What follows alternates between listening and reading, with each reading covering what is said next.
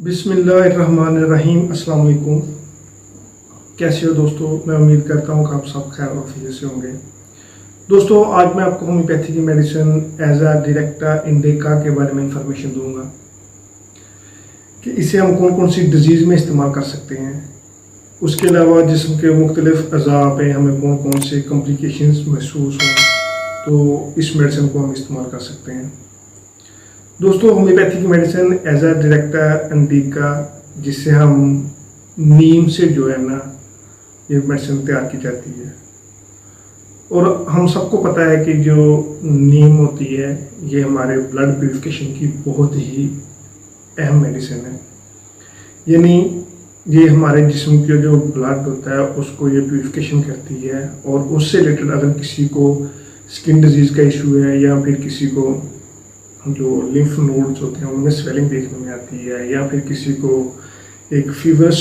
Condition देखने में रहती है,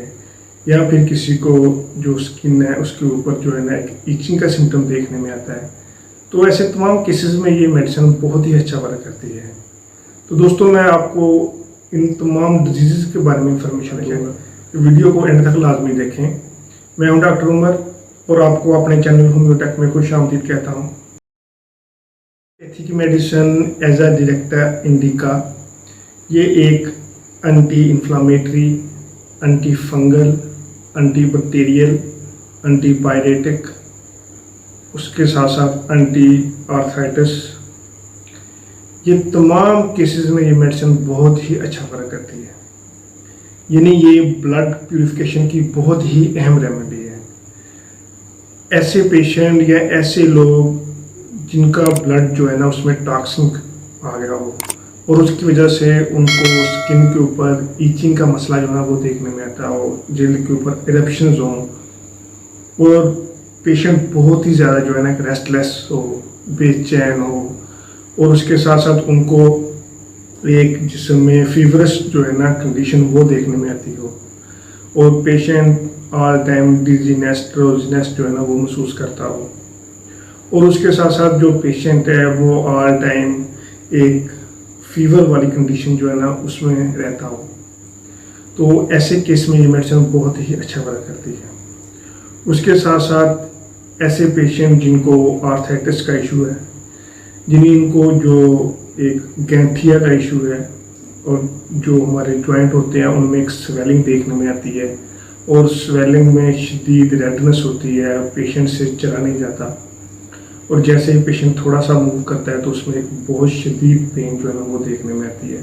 तो ऐसे केस में भी ये मेडिसिन बहुत ही अच्छा वर्क करती है। उसके साथ साथ ये मेडिसिन जो है ना एक एंटी फंगल प्रॉपर्टी भी रखती है। तो यानी ऐसे पेशेंट जिनको ब्लड जो है ना उसमें टॉक्सिन आ गया हो और उसकी वजह से जो स्किन है उसके ऊपर इरप्शंस हो, जिल्द के ऊपर जो है ना एक सोराइसिस का इशू हो, और उसमें एक रिंग वर्म का इशू देखने में आता हो, और उसमें पस की जो है डिपोजिशन होगी हो, और पेशेंट जो है ना वो बार बार जो है ना इचिंग का सिम्टम देखने में आता हो, उसमें बहुत ही शदीद किस्म की जो है ना एक रेडनेस और स्वेलिंग देखने में आती हो, तो ऐसे केस में ये मेडिसिन बहुत ही अच्छा वर्क करती है। ये बहुत ही अच्छी जो है ना एंटी बैक्टीरियल जो है ना वो भी मेडिसिन है, और उसके साथ साथ एंटी वायरल मेडिसिन भी है। यानी ये जो लास्ट पे कोविड-19 आया था ये एक वायरल डिजीज़ था, और क्योंकि ये मेडिसिन इम्यूनिटी को भी इन्हेंस करती है, और जो वायरल जो डिजीज़ होती हैं लाइक कोविड हो गया, उसके साथ साथ जो फ्लू है डिजीज़ है, तो ऐसी जो एंटी वायरल डिजीज़ है ऐसे केस में भी ये मेडिसिन बहुत ही अच्छा वर्क करती है। तो दोस्तों, सबसे पहले हम देखते हैं कि जिस्म के मुख्तलिफ अज़ा पे कौन कौन से साइन और सिम्टम महसूस होते हैं, तो इस मेडिसिन को हम इस्तेमाल करते हैं। उसके बाद मैं आपको बताऊंगा कि इस मेडिसिन को हम कौन सी डिजीज़ में इस्तेमाल कर सकते हैं, और उसके बाद मैं आपको इस मेडिसिन का लेने का तरीका बताऊंगा। पहले हम माइंड के सिम्टम की तरफ देखें, तो ऐसे पेशेंट जिनको माइंड से रिलेटेड जो है ना एक डिमेंशिया का डिजीज़ जो है ना वो देखने में आती है, यानी ऐसे पेशेंट जिनको एक भूलने की टेंडेंसी जो है ना वो देखी जाती हो। पेशेंट जो ही कोई चीज़ रखता हो या फिर कोई काम करता हो या कोई चीज़ अंदर लेने जाता हो तो उसको भूल गया हो कि मैंने कौन सी चीज़ लेने आया हूँ, या उससे रिलेटेड जो माइंड है उसकी इम्यूनिटी जो है ना वो वीक होगी, और पेशेंट को जो है ना एक डिमेंशिया का जो है ना सिम्टम वो देखने में आता हो। तो ऐसे पेशेंट जिनको लंबे अरसे से टाइप 2 डायबिटीज़ की वजह से जो ब्लड है उसमें टॉक्सिन की वजह से पेशेंट को जो है ना एक रात को ख्वाब वाला सिम्टम जो है ना वो देखने में आता हो, यानी ऐसे पेशेंट जिनको टाइप 2 डायबिटीज़ है और उसकी वजह से उनको जो है ना एक नेफ्रोन में स्वेलिंग होती हो, क्योंकि हमारे जो रीनल होते हैं वो ब्लड प्यूरिफिकेशन का काम करते हैं, तो उसमें जो कमी की वजह से जो टॉक्सिन है वो हमारे ब्लड में अकोमोडेट होते हैं और उसके साथ साथ जो भी ब्लड हमारे माइंड से जो है ना वो पास आउट करता हो तो वो टॉक्सिन जो है ना वो माइंड में जो है ना वो अकोमोडेट हो गए हों, और उसकी वजह से जो पेशेंट है उसको रात को जो है ना एक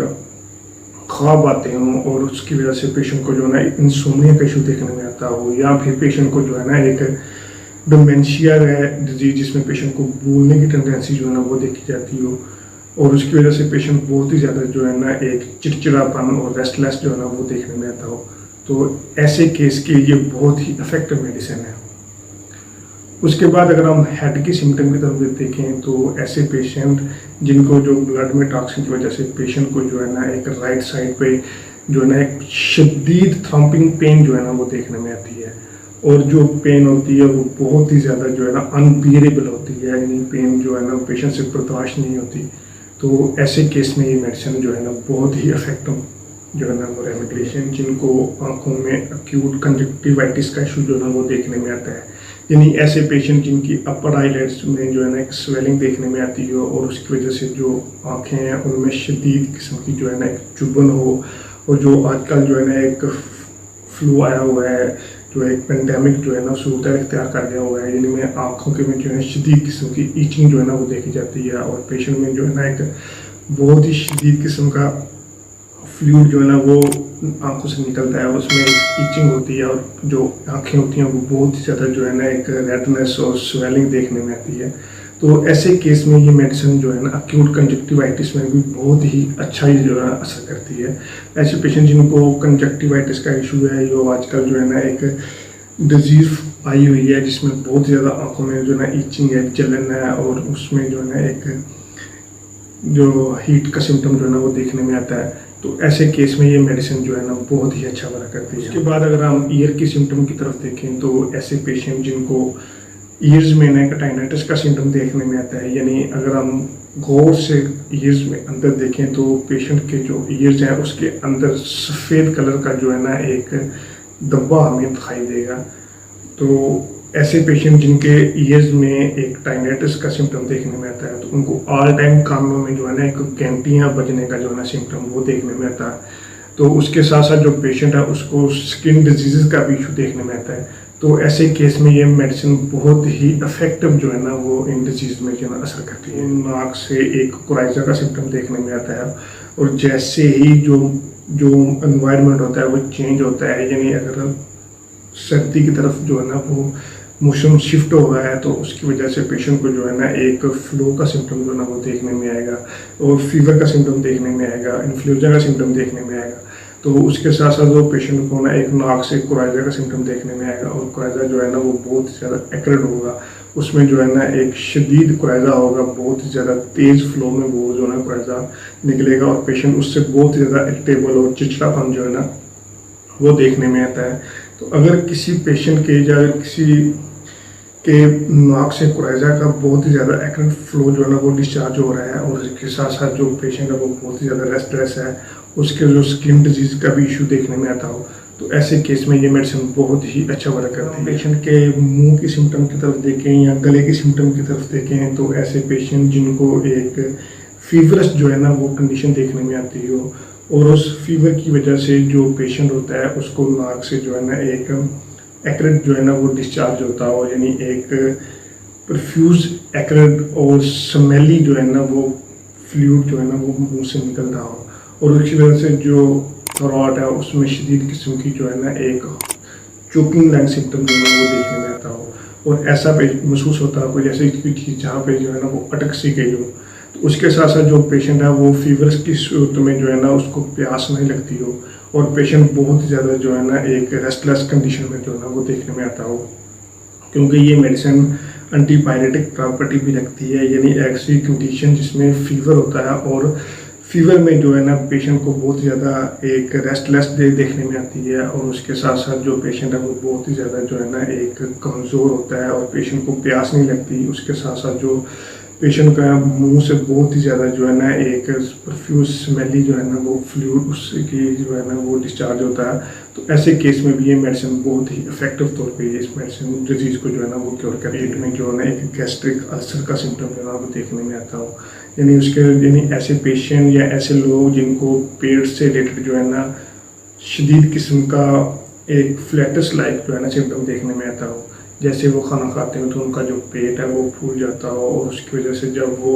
फ्लैटस जो है ना वो पास आउट करते हो तो उसमें एक शदीद किस्म की एक्रेट जो है ना वो परफ्यूज स्मेल जो है ना वो देखने में आती हो, और पेशेंट को उसके साथ साथ हार्ट बर्न की जो है ना वो भी सिम्टम देखने में आता हो। तो उसके साथ साथ पेशेंट का डाइजेशन जो है ना वो बहुत ही ज़्यादा कमज़ोर हो गया हो, और उसमें जो है ना गैस्ट्रिक अल्सर का सिम्टम जो है ना वो देखने में आता हो। पेशेंट के ऑल टाइम जो है ना एक एब्डोमेन में या उसके साथ साथ जो पेट है उसमें एक दर्द जो है ना वो हल्की दर्द जो है ना वो देखने में आती हो, और उसके साथ साथ पेशेंट को ना एक डिसेंट्री की कंडीशन भी देखने में आती हो, और उसमें जो है ना एक मरोड़ की कैफियत देखने में आती हो, और साथ आहम की कैफियत भी जो है ना पेशेंट को देखने में आती हो। तो ऐसे लोग जिनको पेट जिनका सही तरह से साफ़ नहीं होता, या फिर जिनको एक कॉन्स्टिपेशन का इशू है, उसके साथ साथ उनको गैस्ट्रिक अल्सर का भी इशू है, और पेट की जो है हल्की दर्द जो है ना वो रहती हो, और पेट जैसे ही खाना खाते हो उनका जो है ना पेट जो है ना वो फूल जाता हो, और उसके साथ साथ उनको जो है ना एक हार्ट बर्न की कैफियत भी देखने में आती हो, और ऐसा महसूस होता है कि जैसे जो एक एक्रेट जो है ना एक स्टमक से ऊपर की तरफ जो है ना जो एसिडिक होता है वो पास आउट होता हो। तो उसके साथ साथ जो मुंह से बहुत ही ज़्यादा जो है ना एक परफ्यूज फ्लूइड जो है ना वो बाहर निकलता हो। तो ऐसे तमाम केसेस में ये मेडिसिन बहुत ही इफेक्टिव तौर पे जो है ना इन तमाम डिजीज़ को जो है ना वो क्योर करती है। यूरिन की सिम्टम की तरफ देखें तो ऐसे पेशेंट जिनको जो है ना यूरिन बहुत ही ज़्यादा स्कैंटी हो, और उसमें जो है ना एक परफ्यूज स्मेल जो है ना वो देखने में आती हो, तो ऐसे केस में भी ये मेडिसिन बहुत ही अच्छा वर्क करती है। यानी ऐसे पेशेंट जिनको जो यूरिन है वो बहुत कम अखराज होता हो, और जब वो यूरिन करते हो तो उसमें बहुत ही ज़्यादा एक परफ्यूज एक्रेट जो है ना एक स्मेल का सिम्टम जो है ना वो पेशेंट को देखने में आता हो, और उसके साथ साथ पेशेंट को जो है ना बहुत ही ज़्यादा स्टमक रिलेटेड जो है ना एक गैस्ट्रिक अल्सर की जो है ना वो कंडीशन देखने में आती हो। तो ऐसे केस में भी ये मेडिसिन बहुत ही अच्छा वर्क करती है। उसके बाद अगर हम इसके जो है ना स्किन डिजीज़ की बात करें तो चूँकि ये एक एंटी इन्फ्लामेटरी बहुत ही अच्छा वर्क करती है, और ये ब्लड प्यूरिफिकेशन की बहुत ही अहम रेमेडी है। तो यानी ऐसे पेशेंट जिनको स्किन से रिलेटेड जो है ना एक टीनिया कार्पेल्सिस का इशू देखने में आता है, या फिर जिनको हमारी स्किन के ऊपर इरेप्शंस हो, एक्जिमा हो, या फिर किसी को रिंग वर्म का इशू देखने में आता हो, या फिर किसी को फंगल इन्फेक्शन का इशू देखने में आता हो, तो ऐसे तमाम केसेस में ये मेडिसिन जो है ना ब्लड को प्यूरिफाई करेगी, और उसकी वजह से अगर किसी की स्किन जो है ना वो बहुत ज़्यादा शदीद डार्क है तो उसकी जो एक ग्लोइंग स्किन जो है ना उसको इम्प्रूव करने के लिए भी ये मेडिसिन बहुत ही अच्छा वर्क करती है। यानी ऐसे पेशेंट जिनकी या ऐसे लोग जिनकी स्किन के ऊपर जो है ना इरप्शंस हैं और रिंकल्स बने हुए हैं, और उसकी वजह से उनका जो रंग कलर है वो बहुत ही डार्क है, और अच्छा वर्क करती है। ये ब्लड प्यूरिफिकेशन की बहुत ही अहम रेमेडी है। ये ब्लड को प्यूरिफाई करेगी और जो स्किन की एक ग्लोइंग है उसको इन्हेंस करेगी, और उसकी वजह से अगर किसी को इरप्शंस है, रिंग वर्म है, फंगल इन्फेक्शन है, डर्माटाइटिस है, ये तमाम किस्म की स्किन जो है उसकी डिजीज़ में पेशेंट को जो है ना वो क्योर करेगी। उसके साथ साथ ये रिस्पायरेटरी की भी बहुत ही अच्छा वर्क करती है। यानी ऐसे पेशेंट जिनको जो है ना एक लंग्स में जो है ना एक वूपिंग कफ का सिम्टम देखने में आता हो, और उसके साथ साथ जो चेस्ट है उस पर अनकम्फर्टेबल जो है ना वो देखने में आती हो, और उसके साथ साथ जो पेशेंट है वो शदीद किस्म की जो है ना एक कफ का सिम्टम जो है ना वो रखता हो, तो ऐसे तमाम केसेस में ये मेडिसिन बहुत ही अच्छा वर्क करती है। तो दोस्तों, homeopathic medicine Azadirachta indica ये हमारे ब्लड प्यूरिफिकेशन की बहुत ही अहम रेमेडी है। उसके साथ साथ ये जो ट्यूमर होती है उसके लिए भी बहुत ही अच्छी मेडिसिन है। यानी ऐसे लोग जिनको ट्यूमर जो है ना एक लीवर में ट्यूमर है या फिर माइंड में ट्यूमर है, और ट्यूमर को जो है ना वो डिज़ोल्व करने के लिए ये मेडिसिन बहुत ही अच्छा वर्क करती है। यानी ये जो हमारे जो ग्लैंड होते हैं उनमें जो स्वेलिंग देखने में आती है, या फिर जो हमारे अज़ा होते हैं जैसे लिवर है, या फिर हमारा ब्रेन है, या फिर हमारे स्प्लीन है, या फिर हमारा जो अब्डोमेन है, इसमें किसी किस्म का जो है ना वो ट्यूमर की ग्रोथ हो गई हो, और ट्यूमर की ग्रोथ की वजह से जो वो अज़ा है उसकी जो इम्यूनिटी है वो वीक हो गई हो, और उसके साथ साथ जो उस अज़ा का जो वर्क होता है उसमें कमी हो गई हो, तो ऐसे तमाम केसेस में ये मेडिसिन बहुत ही अच्छा वर्क करती है। ये जो इम्यूनिटी है उसको इन्हेंस करेगी, और उसकी वजह से जो ट्यूमर में टॉक्सिन जो है ना वो अकमुलेट हो गए हैं उसको बड़े अच्छे तरीके से बिना किसी साइड इफेक्ट के जो है ना वो उसकी वजह से जो उस अज़ा की जो वर्किंग है उसको इन्हेंस करेगी, और उसके साथ साथ जो एक ट्यूमर है उसकी ग्रोथ को जो है ना वो रोकेगी। तो ये एंटी ट्यूमर जो है ना उसकी प्रॉपर्टी भी रखती है। ये हमारे जो जिस्म है उसमें जो ट्यूमर है उसको बड़े अच्छे तरीके से बिना किसी साइड इफेक्ट के जो है ना वो क्योर करेगी। तो दोस्तों होम्योपैथी की medicine Azadirachta indica